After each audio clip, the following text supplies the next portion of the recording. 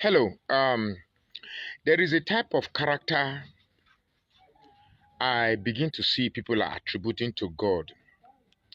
And I don't know the type of God Nigerians are worshipping. I don't know the type of God they call onto. But my type of God is a just God. My type of God is a God of impartiality. My type of God is a God of equity. My type of God is a God that fights for the weak and the distressed. I've seen people now saying that, well, whatever happens in Nigeria or happened is the will of God. Tinubu is trying. Tinubu is trying. It's God. I'm beginning to wonder, which God? Is this how God operates?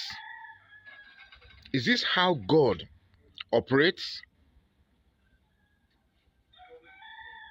Somebody uses or used a bad means to achieve power, and you say we should accept it. What precedents are we setting for younger generations coming? That when you want to attain power, you can snatch ballot, grab it, and run away with it. I really don't know what God you are worshiping. Even Christians alike. It is God. Now God, leave God out of this matter. It is not the will of God. Tinubu is not the will of God for Nigeria. Never. Tinubu is not. So leave God out of this. Tinubu is not the will of God. I believe in due process. I believe in what is right. If indeed this is how God operates, that people can actually do what is bad and what is wrong to achieve an end, then God is a phony. The whole idea of God is phony. Somebody come and disrupted the process, a simple process of beavers that is aimed to simply go to the polling unit, get captured, you are counted, the results from ECA8 are then uploaded on the IREV. People can actually verify, everything becomes transparent. The whole idea of this 2022 Electoral Act was based on transparency and fairness, particularly on transparency. And one man came and mumble jumble the whole thing to the essence that we don't even know what is transparent anymore. And now he has used a fraudulent means to come to power, and you say we should. It's God's will. Which God? So if God accepts Tinubu as your as his will, you worship that God.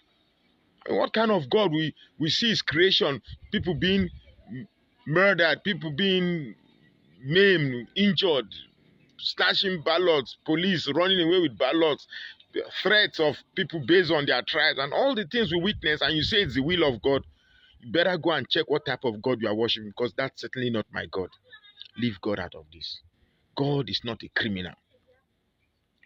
God is not a criminal. The God I've been believing to be worshiping since childhood is not this one. It's not this one that you are saying.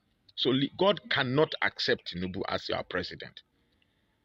And if God truly, truly, truly, truly is alive, God will do the right thing for us. I will not pray that if it is the will of God, Tinubu will become president. What kind of prayer? God is not a politician. God is not a politician. So leave God out of this. God is not a politician. You can't just come and be, what is wrong? People died on the road. He says the will of God.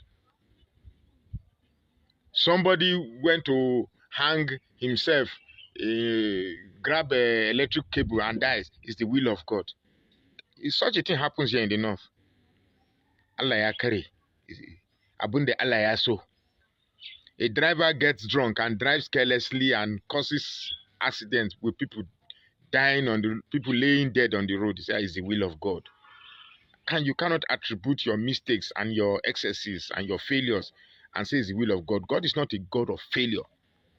God is not a God of planlessness. God is not a God of carelessness. Our God is not a God of all these anomalies that you attribute to him. Our God is a God of perfection. If God allows this thing to happen, it's because he's waiting for man to learn from his own mistakes. What strengthens life and resolve is learning from mistakes.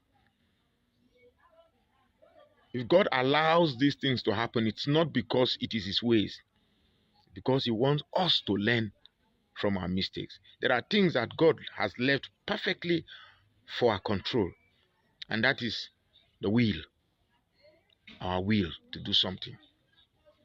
It has nothing to do with God. If I decide to go inside and tell my wife about lay down, make we knock one round, that is not the will of God. It's my choice.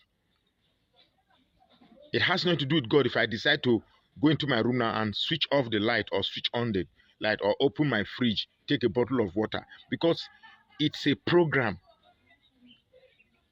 So in that program, we have choices. God gave us choices, because if there were no choices, there wouldn't be sin. If there were no choices, everything we do would be God's. If there were no choices for man, then there wouldn't be sin at all.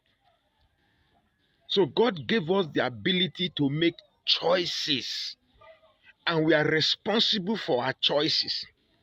We went into an election. God immediately we decided, okay, this is the way we are going to choose our leaders, through lots. The election we are talking about, it's simple lots, and whatever choices we make, if the choices is good, it's our responsibility. If the choices are bad, it's our responsibility. God has no business in doing that. God gave you land. God gave you air. God gave you food. God gave you the ability to till the soil and plant and eat. God gave you the brain to manage. God gave you a time lapse to live. For every time there is a season. God gave you seasons. So what we do with all these things has nothing to do with blaming God for it. God gave you an atmosphere, a playing field. What you play on that field is entirely your responsibility. So we have chosen, some people have chosen a bad leader for us. So it's not God's will. It's not God's will. That a group of bad eggs decides that they are more and they can will what is not the choice of the people on us, does not mean God. So leave God out of this.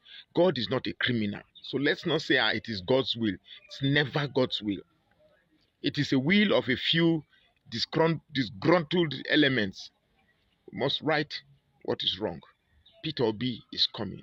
Please, if you like this video, follow this page and share this post now.